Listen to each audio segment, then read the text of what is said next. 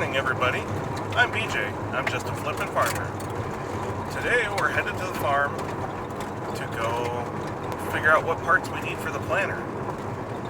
There's a sale going on, parts sale going on, and I wanted to get the parts ordered so that once the weather turns nice, I can start working on the planter. So, let's go.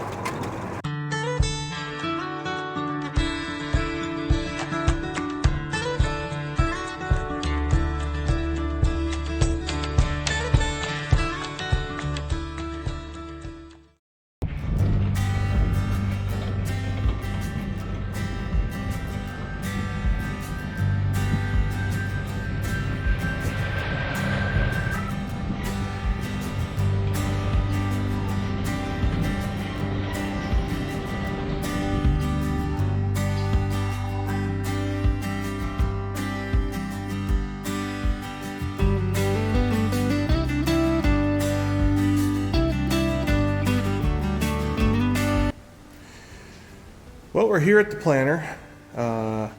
Shoop has a sale this weekend, and I had a whole bunch of stuff in my cart that I thought I needed for the planter, but I wasn't sure exactly on how many of each thing I needed.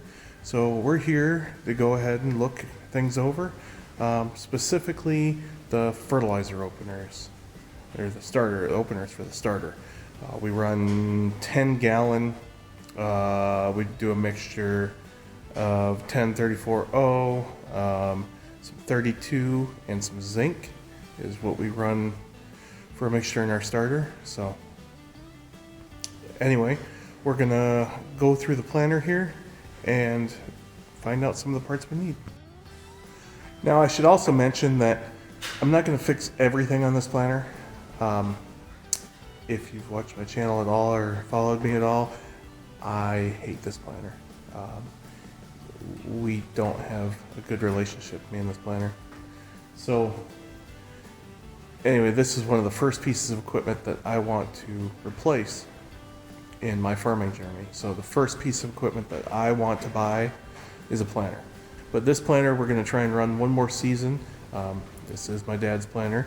I am putting just the parts that I need into it to make it last one more year, and then I want to replace it. So we're going to go through, we're going to replace the parts that absolutely need to, but the parts that are kind of marginal that I might normally replace, if they can last the year, I'm hoping they can last the year. We'll see. I may have to end up replacing them in mid-season. Who knows? But we'll go through and take a look at things. I think most of the row units are pretty decent. I'm really worried about the fertilizer openers. There's one row, I have to look, I made notes. There's one row that pushes, that gets plugged up with stocks, but I'll have to look at my notes and see which one that is. But the fertilizer openers gave me fits last year. Alright, so if we come down here by these openers, you can see most of our scrapers are pretty decent. I was going to order a couple extra just to have some spares around, but they're looking pretty decent there. These scrapers on the inside down in there, you can see that V right there, those scrapers. This will focus. Here we go. I have some of those that are completely gone, so I'm going to be ordering a few of those. Okay. The biggest problem I'm having is this play here. So those bushings, I think I need to replace about every single bushing on here. I mean, they're really bad. Look how much that moves. So I think I'm going to do all new bushings on every single one of these.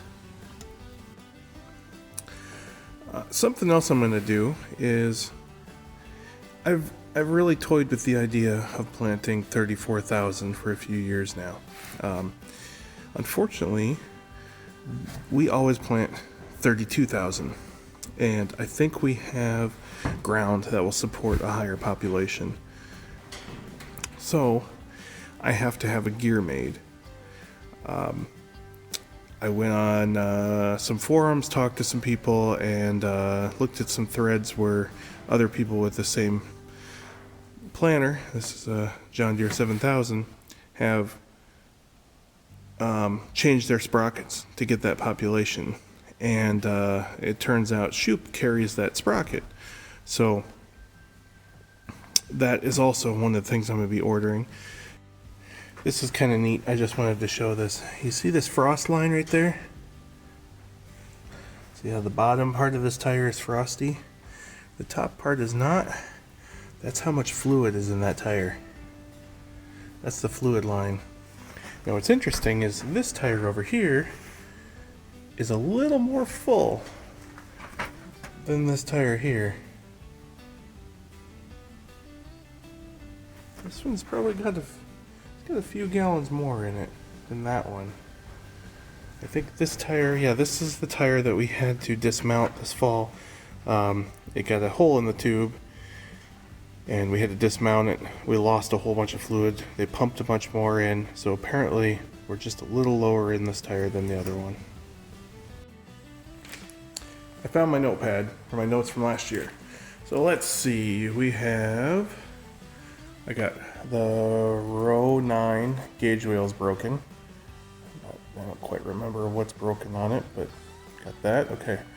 Row 10 and 11, the fertilizer openers need rebuilt. I'd say that's pretty true on most of the planter. Anti-siphon is broke. Okay, so I need to check those. Go through meters. Yep, this is the year to run the meters on the stand. I have a buddy who's a precision planting dealer, and I take the meters to him and let him run them on the stand to make sure everything looks good. Fix brushes, knocks, whatever we need. There's no knocks on the finger. Anyway, and row 1 is bent. So I've had pretty good luck bending row units back to straight. I did one in the middle of the field. If you saw my planting video from 2019, we have these pretty massive pipe wrenches. I'll just get it. This thing is pretty big. It's, I don't know, 3 foot, 4 foot long, and it does a pretty decent job of bending row units back. So I will probably try to bend that back. If I can't, I will replace that row unit. So there we go. That's my list. I will now jump on Shoop's website and order a bunch of stuff. Alright, this is our filter shelf. Also, apparently, Dad's snack shelf. So, you can see we're pretty low on filters. We have 0 air filters left.